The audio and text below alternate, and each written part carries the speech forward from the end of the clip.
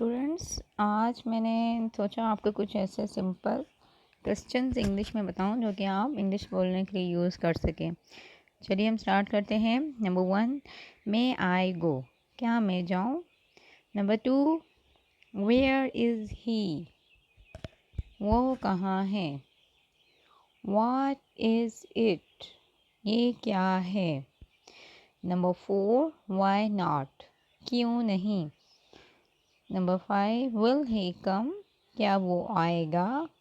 Number 6, who are you, आप कौन हो। Number 7, what is the matter, क्या मसला है। नंबर 8, हु इज़ दिस, ये कौन है। आर यू गोइंग, क्या तुम जा रहे हो। हु इज़ अकरम, अकरम कौन है। अकरम की जगह हम कुछ भी यहाँ पे किसी का भी नेम यूज़ कर सकते हैं।